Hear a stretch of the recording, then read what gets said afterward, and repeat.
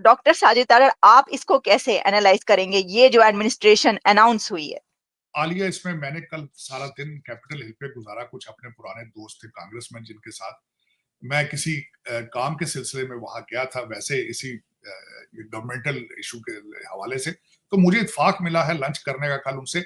जो नए नाम आए हैं, कई, और बिल्कुल सही फरमाया है, जो नए नाम आए हैं, डिफेंस मिनिस्टर का जो आया है, जो ही इज वेरी डेकोरेटेड, इसमें कोई शक नहीं है। 20 साल उन्होंने सर्व किया है रिजर्व आर्मी रिजर्व में, अफगानिस्तान के अंदर और इराक के अंदर उन्होंने टाइम गुजारा है, प्रिंसटन और हार्वर्ड के पढ़े हैं, लेकिन he is a young man.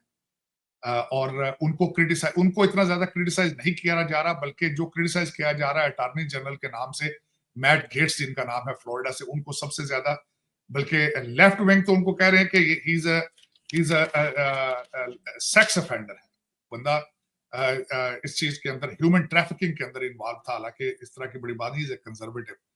मैं उनसे भी मुलाकात रही मेरी, मैट गेट के साथ भी, ही इज कमिटेड। जो 3-4 चीजें सारी एडमिनिस्ट्रेशन की जो नजर आ रही हैं, एक तो भूलना ये नहीं चाहिए कि Donald Trump administration, Donald Trump साहब मशहूर है इंटरसेप्टर। वो नॉर्मल डिसीजन नहीं लेते जो आप पॉलिटिकल एक्सपेक्ट करते हैं ना, जिसको लफ्ज आप इस्तेमाल कर सकते हैं पॉलिटिकल करेक्टनेस, तो पॉलिटिकल करेक्टनेस वो उनकी सेहत पे कोई असर नहीं है। उन्होंने यंग लोगों को, कमिटेड लोगों को, और उसका वजह मैं बताता हूं, 12 साल का मैस उन्होंने साफ करना है 4 साल, 12 साल इसको बराक हुसैन ओबामा साहब ने अपने एक्टिविस्ट प्लांट किए फेडरल गवर्नमेंट के, इस पूरे सिस्टम के अंदर 12 साल मुसलसल लोगों की अपॉइंटमेंट करते रहे, और अपॉइंटमेंट करने के लिए वो मेरिट नहीं देखते थे। Activist, you have to be the far leftist, उनको अपॉइंट करते रहे। अब वो 4 साल के अंदर उसकी सफाई किस तरह पॉसिबल है? यही पॉसिबल होगी कि यहां से भी कमिटेड लोग आए, जो कमिटेड हो, जो डोनाल्ड ट्रंप का साहब की आइडियोलॉजी से एग्री करते हो, जो डोनाल्ड ट्रंप साहब की आइडियोलॉजी को समझते हो, जिन्हें पता हो कि हमारा टास्क क्या है। मैं कल छोटी सी मिसाल देना चाहूंगा। एक तो आपने इसका बात की, अपॉइंटमेंटों की बात कर रहे हैं, इनमें कॉमन चीजें जो मैं बताना चाहूंगा, कॉमन चीजें सब में ज्यादा ये है कि उनका एंटी चाइना होना जरूरी है, जो भी आता है। दूसरा, उनका प्रो इसराइल होना जरूरी है, जो भी अपॉइंटमेंट में देगा उसके अंदर प्रो इसराइल को देखा जा रहा है। बल्कि माइक हैकबी साहब, जिनको इसराइल का एम्बेसडर नया बनाया गया है, उनके इसराइल के दौरे अलोन 112 दौरे, और खुद गवर्नर थे, उनकी लड़की भी अब गवर्नर। मैं उनको भी बड़े करीब से जानता हूँ, इज अ नाइस जेंटलमैन। बल्कि फॉक्स के ऊपर मैं और वो माइक हैकबी साहब जो इसराइल के एम्बेसडर बने हैं, हम इकट्ठे कई दफा गए, और उन्होंने, बल्कि मुझे अभी तक याद है, ऑन फॉक्स उन्होंने ये इंटरव्यू पे कहा था ऑन लाइव कि where are the other Muslims like you are. उसकी वजह ये थी कि हम किसी हादसे पे, किसी यहाँ पे एक हादसा, वो शूटिंग हुई थी, हम दोनों उसको कवर कर रहे थे, उसके सिलसिले में बोल रहे थे। तो मैंने उन्हें कहा था कि माय हार्ट इज ब्लीडिंग, उन्होंने कहा you are absolutely right, but where are the other Muslims like you are, why don't the other Muslims become the part of America's healing process. ये पॉलिटिकल करेक्टनेस को देखते रहते हैं, और ज्यादातर यहाँ पे जो ऑर्गेनाइजेशंस हैं आलिया, जो मुसलमानों की ऑर्गेनाइजेशंस हैं, they are run by the Middle Easterns, और उनका मिडल ईस्ट का ही एजेंडा होता है, उसके बगैर वो किसी दूसरे को, तो वो मुसलमान किसी इशू में बोलते ही नहीं, और वो भी अपनी मिडल ईस्ट की पॉलिसी के साथ अपने आप को एडजस्ट करते हैं। This is a setback for the Muslims in this country. लेकिन चले, लेकिन ये कि वो भी हार्डकोर, बल्कि इनकी स्टेटमेंटें सामने आ रही हैं इस वक्त, सबके निकाल रहे हैं।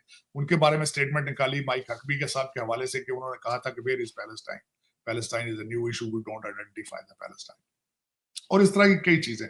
बल्कि मैं कल जिन कांग्रेसमैनों के साथ मिला था, और आज वॉल स्ट्रीट जर्नल के ऊपर भी मैट गेट्स का दौरा जो था, इन्होंने अल सल्वाडोर का दौरा किया था, और वहां जिस तरीके से उन्होंने अपने गैंग वार्स को कंट्रोल किया, तो वहां की एक पिक्चर मैट गेट्स की उन्होंने वॉल स्ट्रीट जर्नल ने लगाई है, और उसके नीचे लिखा है कि he believes in the, his ideal is the policies of El Salvador, कि जिस तरीके से वहां उन्होंने क्राइम को कंट्रोल किया है, लोगों को जेलों में डाल डाल के, इसी तरह का माइंडसेट ये लेकर आएंगे। लेकिन बात ये ठीक है, इस वक्त आप न्यूयॉर्क के हालात देखें आपको, तो इसके बगैर गुजारा नहीं। और जिस सोसाइटी के अंदर लॉ की, कानून की इज्जत नहीं होगी, उसका इन्फोर्समेंट नहीं होगी, वो सोसाइटी तबाह हो जाएगी। इकानमी सबसे पहले भागती है, जहां झगड़ा जराइम होता है, इकानमी सबसे पहले भाग जाती है। ये जो डेमोक्रेट्स ने 12 साल का जो किया था ना, कि $1,000 का डाका चोरी जो है उसको लीगलाइज कर दिया था। आपको पता ही है, न्यूयॉर्क के अंदर आप, कैलिफोर्निया के अंदर आप $9,999 का चोरी करें, निकल जाए, वहां जो पुलिस खड़ी होती है, गार्ड खड़ा होता है, वो भी उसको नहीं रोकता। आपको पता सीबीएस के स्टोर सबसे ज्यादा बंद हो रहे हैं कैलिफोर्निया के अंदर, जी, सिगरेट बहुत बंद हो बहुत रही ज्यादा, है, बहुत बिना सारे इतने स्टोर्स बंद हो रहे हैं, इतने, अभी तक वॉलमार्ट तक बंद हुआ है। उसमें आलिया शाह होता क्या था, यहाँ पे जो जहाँ पे सारा मजीद ये हालात खराब, वार जोन्स हैं, फिलाडेल्फिया है, बाल्टीमोर है जहां मैं बैठा हूँ, यहाँ पे होता क्या है इस वार जोन के अंदर जो उन्होंने बना दिया है बराक ओबामा ने, कि वो अंदर से $9,900 की चोरी करता है चोर, और बिल्कुल दरवाजे के सामने बाहर जाके अपनी दुकान लगा लेता है, लोगों को कहता है ये मुझे कैश दो और आधी कीमत पे ले, और उस कैश उसको जरूरत होती है, उसने अपना नशा करना। ये चीजें नहीं करेंगे तो फिर ये ठीक, कॉमर्स ट्रेड कहां जाएगा? मैं मानता हूं बात को, ये लोगों को इतराजात हैं इस पे, नामों पे बहुत इतराज आ रहे हैं। Department of governmental efficiency does बना दिया, जिसका इसको रामास्वामी और चलाएंगे इलॉन मस्क। इस वक्त 3 मिलियन एम्प्लॉय, इस वक्त सबसे पहले तो आपको बताना चाहूँ, अभी तक फेडरल गवर्नमेंट लोग घरों से बैठ के काम कर रहे हैं, और मेरे ख्याल में घरों से ये काम नहीं होते, घर में सिर्फ बना होता है रिलैक्स करने। तो अभी तक अगर आपका सिस्टम नहीं चल रहा, आप अभी तक कोविड सिंड्रोम में फिर रहे हैं, तो आपको एक जंप शॉट की जरूरत है, आपको झटका देने की जरूरत है, और वो झटका ये लोग देंगे। 3 मिलियन में से सुना है 2 मिलियन उड़ा देंगे। यहाँ जिन स्टेटों में, वर्जीनिया और मैरीलैंड के अंदर, यहाँ बहुत ज्यादा फेडरल एम्प्लॉय हैं, उनकी नींदें उड़ चुकी हैं, उड़नी चाहिए, उड़नी चाहिए। America is going down, America is sinking. लोगों ने सारा, इस वक्त कैमला हैरिस के पास क्या था, पैसा सबसे ज्यादा उनके पास था, फंड रेजिंग की, कैंपेन का पैसा सबसे ज्यादा उनके पास था। Media total legacy, media total उनको सपोर्ट है, नंबर 2। नंबर 3, पूरा फेडरल गवर्नमेंट का स्ट्रक्चर उनके साथ, उनको सपोर्ट कर रहा है। इन चीजों के बावजूद, और डिपार्टमेंट ऑफ जस्टिस और एफबीआई जो अनलीश कर दी गई थी डोनाल्ड ट्रंप के खिलाफ, मर्जी की अदालतें, मर्जी की स्टेटें, मर्जी की ज्यूरी, मर्जी के प्रोसिक्यूटर, 90 केसेस, अल कपोन से ज्यादा केसेस।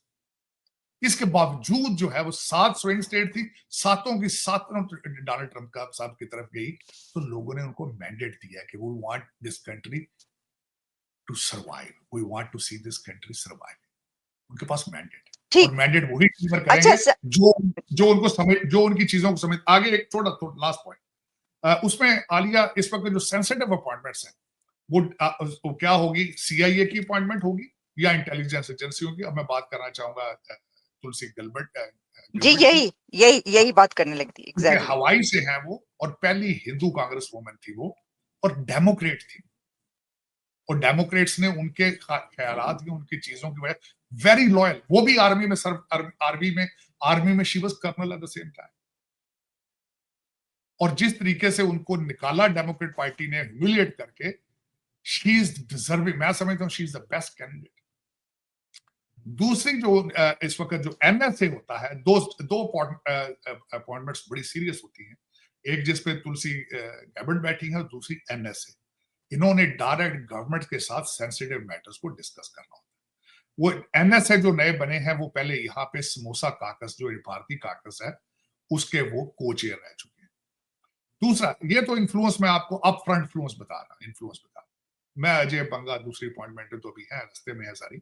लेकिन आलिया, जो दुनिया नहीं देख रही, जो मैं देख रहा हूं वॉशिंगटन डीसी में, कि इस वक्त अमेरिका जो है, अमेरिका के अंदर जूश लॉबी के बाद दूसरी strong lobby is in Indian lobby, बल्कि उनसे भी ज्यादा स्ट्रॉन्ग होते नजर आ रहे हैं। वो इस तरीके से कि जो टेक्नोक्रेट हैं, उनके सीईओज हैं, उनकी तालीम है, जो इस वक्त अमेरिका को चलाया जा रहा है, तो वो इंडियन चला रहे हैं। वो किस तरह चला रहे हैं वो मैं बताना चाहूंगा। आईवी लीग स्कूलों में चले जाए, वहां बच्चे पढ़ने वाले सिर्फ चाइनीज हैं या इंडियन है। अब सेंसिटिव डिफेंस कॉन्ट्रैक्ट्स वो चाइनीज को तो नहीं दिए जा सकते, ना रशियन कॉर्पोरेशंस को दिए जा सकते हैं। किन को दिए जाते हैं? इंडियन जो टेक्नोक्रेट उनकी कॉर्पोरेशंस हैं, उनको दिए जाते हैं। तो दर हकीकत इस वक्त अगर देखा जाए, तो हर बड़ी कंपनी जो है वो चला रहे हैं इंडियन टेक्नोक्रेट, अमेरिकन गवर्नमेंट को चला रहे हैं, डिफेंस कॉन्ट्रैक्ट हैं बड़े बड़े सेंसिटिव उनके पास। तो आप उनके इन्फ्लुएंस करना, उसको भी छोड़ दे।